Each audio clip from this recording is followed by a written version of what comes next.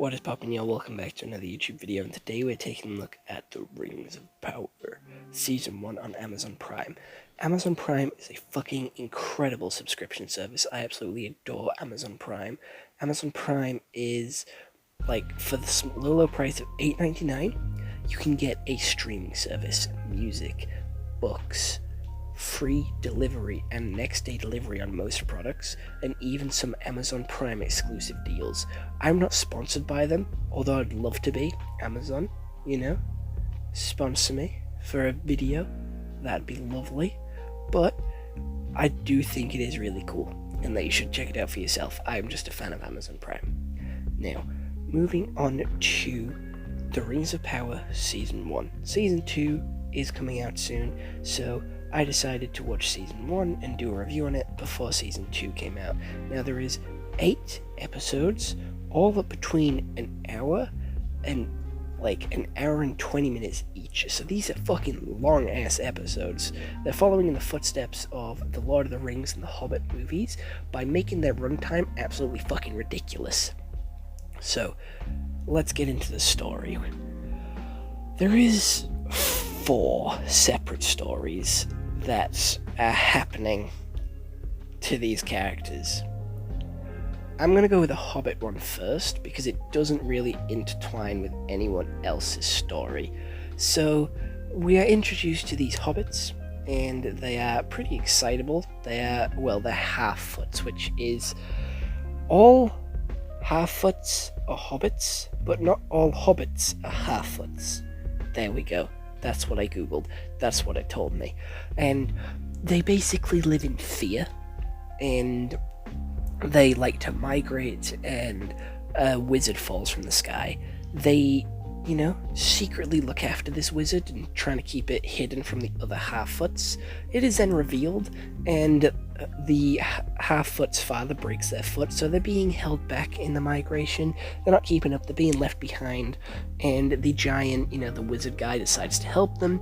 3 white witches decide to come after them and try and, find the wizard, and the wizard is banished because the half-foots feel like it's better for him because he just causes problems and is just too big for their way of life.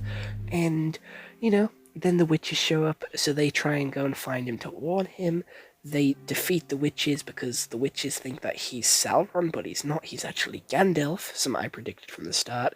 And then the main half-foot goes off on a journey with Gandalf, and that's where their story ends, and that is their story. Their story doesn't interact with any of the others. It is a completely separate story to the other 3, which intertwine and intertwingle between each other. So we have the Elf Council. Someone on the Elf Council has a friend, alright? They are a dwarf, and the Elf Council sends them to go see a dwarf to get the help to build a tower. They get the help, and then they're making friends, talking, getting to know each other, rekindling their friendship, talking to his wife, talking to his kids, yada yada yada, having a grand old time. And then they're like, oh hey, we have this new crystal. It is great. It's lighter than this, and it's denser than this, so it's great for doing stuff. And he's like, whoa, that's sick. I've never seen that before.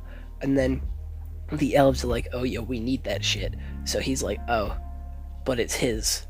He's my mate. I'm not gonna steal it from him. And they're like, oh, but you gotta, because we're gonna die if you don't. So he tries to make a plan, and his friend's like, oh hell yeah, let's fucking go, let's do this. I'm fucking saving your ass. And then his dad, the king of the dwarves, is like, nah, we're not having that. It's too dangerous. I'm not risking our men's lives. I'm not messing with the balance of nature. Yeah, tell him to go fuck himself. And then he's like, but no, dad, we can't do that. And then he's like, you know what, fuck you, I'm gonna go mine it anyway. The dad then shuts it down, and then the elf is like, ah shit, here we go again. And then he goes back, and we have to put a pin in that story for now. Going back to the beginning of the story, another elf was trying to find Sauron to be like, we need to put a stop to him. He killed my brother. Fucking end him now. Make sure his reign of terror is over. So she goes to try and find him. Her company is like, nah, we're not following you. We want to go home. It's cold. So then they go back home, and then they get a crown for being like, oh, well done, pat on the back, you've done it, you've proved that Sauron isn't out there, we'll send you back to our homeland. She's like, nah fam, don't want to go. So she jumps off the boat boat and tries to swim back. She gets found by a couple of sailors. All of them but one get eaten by a fish. She gets found by more sailors, and they take her back to her city, and she spends like a whole ass time arguing like, yo bro, fucking help us out here, you know, like we need your help to go save this guy's land. And they're like, cool, let's go do it, after being like, boo, no, but they actually end up agreeing. So they head over, they send all their men, all their troops over, and they fight this orc army. Put a pin in that story for now because we need to come back to it. We have an elf, a third elf, ruling over this village, protecting it from orcs. Orcs haven't shown up in a while, so they're like, you know what, fuck it, we're gonna pull out, we don't need to be here anymore. So they pack up and leave, and one elf is like, but I love this lady, so I'm gonna stay here with her because I fucking love her. So they go on a journey like, oh shit, these animals are dying, this land is dangerous, it's dying, it's corrupt, it's dirty, no, bad diseases, oh no. Lions, tigers, and bears, oh no. They find a hole, so they go in the hole, and then it's like, oh no, there's orcs. They get captured, and then it's like, ah shit, the orcs have got us, but these orcs can't come out in the light. Oh, what will we ever do? So they're forced to dig holes. They try and break out, doesn't fucking work. The villagers then all run to a castle, and one of the villagers has a sword, a very powerful sword, Sauron's sword, which he wants. There's then a dark elf, which is leading the orcs, and he's like, yo, I'm here, lead us to your people, lead us to where they are so we can find the sword. So the elf goes back to the village, warns them, they have a big scrap in the village, they win. They then go to the castle, and they are losing, and then the army, well, that came from earlier from the second elf, arrives. They have a big scrap. The sword then gets put into the castle, and a giant volcano erupts, destroying the land, killing half of them, even though they just won. The orcs get away, the people run away, the people go back to their kingdom, the elf then goes back to her kingdom, and she's like, yo, this guy's escaped, we need your help, we need to sort of save elves. So they use that crystal from the first elf to make 3 rings, and then it's found out that her surviving friend that was also on that boat is Sauron. Bada bing, bada boom, he goes off to the Dark Realm, and that's where the season ends. I'm going to be honest, that took a lot longer explaining it than I thought.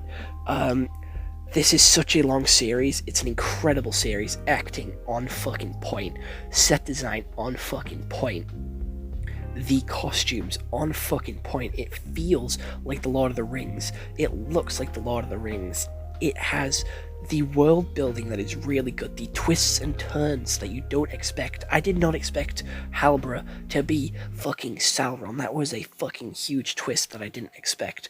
Although there was some predictability to it, like I did call Gandalf being Gandalf at the start. I predicted it. Also, the Half-Foots made me cry. When that one Half-Foot decided to leave her family to go with Gandalf, I fucking cried because it was sad. And I'm gonna be honest, the series felt like nothing was happening, but also everything was happening at the same time.